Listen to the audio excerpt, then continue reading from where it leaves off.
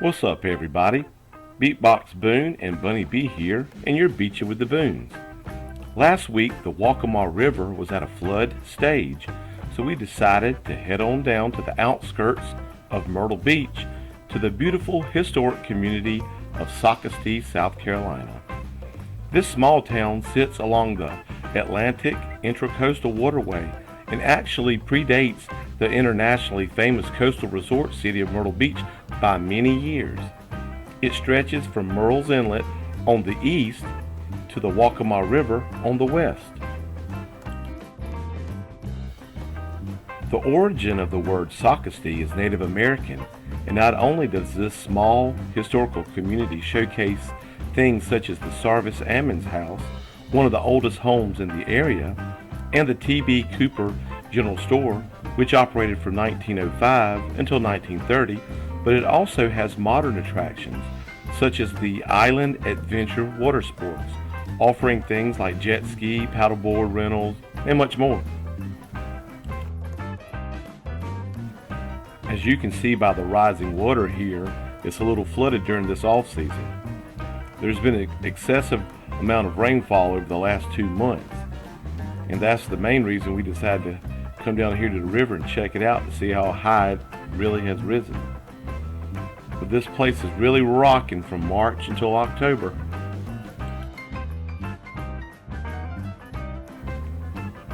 And of course, if you're hungry, you can always hit the River City Cafe right beside the waterway, or the porch in Socastee just across the waterway, serving up delicious food with a hometown atmosphere. Look at Bunny B sitting there looking so pretty, swinging on that swing. But what Socastee is probably most known for is the Intracoastal Waterway Swing Bridge, which was built in 1935 to supply a route from Conway to Myrtle Beach. This bridge paved the way for the tremendous growth of the vacation metropolis that we know today.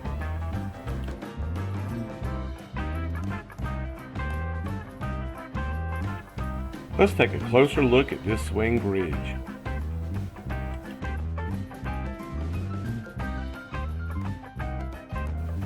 Here's a view from the walkway on the bridge. There's the Island Adventure, the Atlantic Intercoastal Waterway. Beautiful. This swing bridge measures 217 feet long and about 24 feet wide.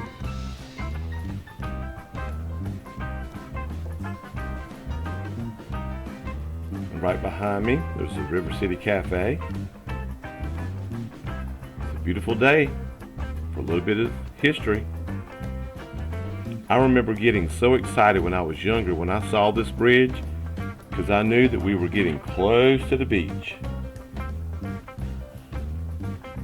This used to be the only way to get to the beach when I was younger before they built that newer bridge, high-rise and stationary, located right there. Now that newer bridge bears the brunt of the heavier traffic load. It allows vehicles to bypass the small town as millions of people each year travel to Myrtle Beach.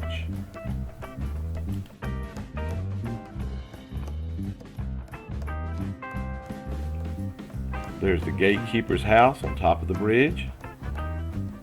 An average of 40 boats a day of all types, from luxury crafts to tugboats, navigate this bridge's opening.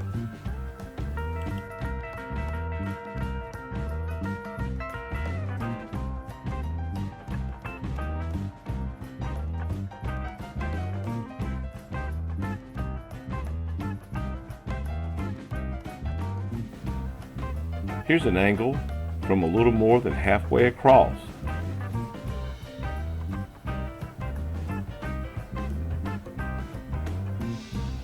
Cameras all on the bridge.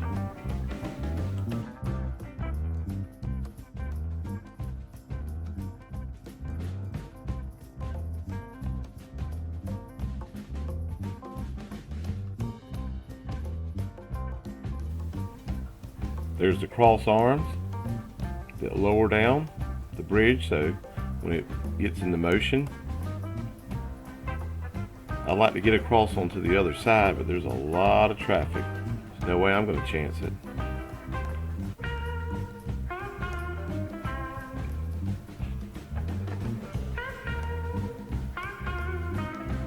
Lots of cars.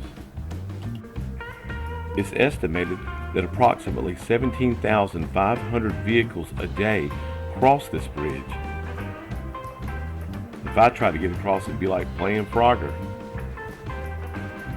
There's the marker across the street showing the date of 1935 when it was constructed. Heading back down the walkway toward my starting route. In the early years, it wasn't automated like it is today.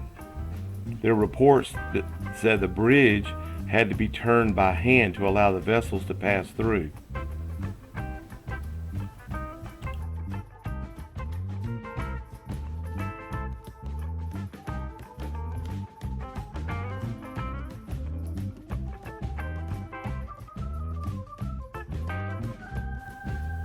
Lots of warning signs.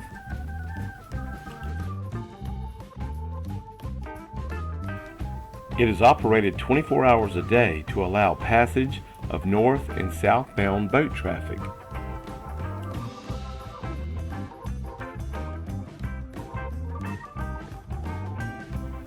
Of course, I'm not allowed, but I sure would like to get down in there and record.